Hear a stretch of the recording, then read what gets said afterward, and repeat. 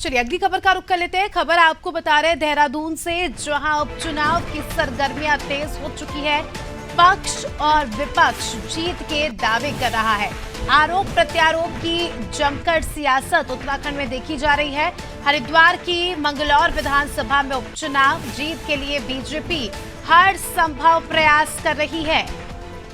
तो उपचुनाव को लेकर सियासत कहीं ना कहीं काफी ज्यादा गरमा रही है। दोनों ही पार्टियां अपने अपने ओर से जो है पूरी मेहनत कर रही है। ज्यादा जानकारी ले लेंगे, हमारे सहयोगी सोनू लगातार हमारे साथ जुड़े हुए हैं। सोनू, उत्तराखंड की बात करें तो उपचुनाव को लेकर पूरे प्रदेश में सरगर्मियां तेज है। दोनों ही पार्टी अपनी अपनी ओर से जी जान लगा रही है इस उपचुनाव में जीत दर्ज करने के लिए। अगर हम बात बीजेपी की करें, देखिए बीजेपी की डबल इंजन की सरकार है, लेकिन उसके बावजूद भी पार्टी किसी भी रिस्क लेने के मूड में नहीं है। बिल्कुल आप ठीक कह रहे हैं स्मिता।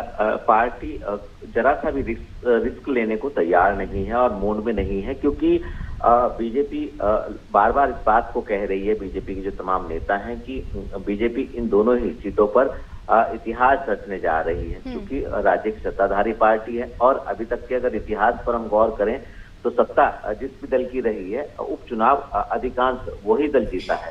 उत्तराखंड के इतिहास में हमें नहीं लगता कभी ऐसा हुआ हो कि सत्ता किसी और पार्टी की और चुनाव कोई और दल जीता हो। लेकिन जिस तरह से अब पार्टी दमखम लगा रही है, इसके साथ साथ ये इस जीत पर बीजेपी का कभी दबदबा नहीं रहा है, तो बीजेपी पहली बार इस जीत के लिए जी जान से जुट गई है। एड़ी चोटी तक का जोर लगाना शुरू कर दिया है और एक नहीं बल्कि 40 स्टार प्रचारकों की सूची भी बीजेपी जारी कर चुकी है। और दोनों ही विधानसभा सीटों पर, अगर हम जब ये विधानसभा के उपचुनाव की सरगर्मियां तेज नहीं हुई थी, उससे पहले की बात करें तो जो बद्रीनाथ विधानसभा सीट है वो भी कांग्रेस के पास थी, और जो मंगलौर विधानसभा सीट है ये बसपा के पास थी। तो ऐसे में बीजेपी खास तौर पर मंगलौर विधानसभा पर पहली बार जीत के लिए लगातार प्रयास कर रही है, हर संभव कोशिश कर रही है और बीजेपी इतिहास रचने की बात कर रही है।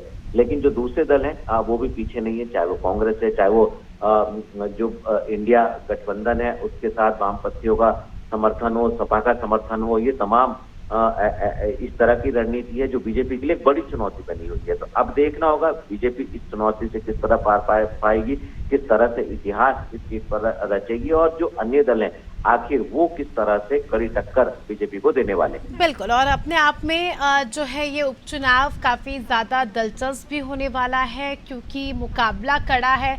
और जिस तरह से हम देख रहे हैं तैयारियां, जिस तरह से प्रचार प्रसार के सिलसिले हम देख रहे हैं, तो अपने आप में ही ये इस उपचुनाव को दिलचस्प बना देता है और सभी की नजरें इन्हीं सीटों पर है कि क्या कुछ परिणाम होना है। बने रहिए हमारे साथ सोनू, जल्द ही आपका रुख करेंगे।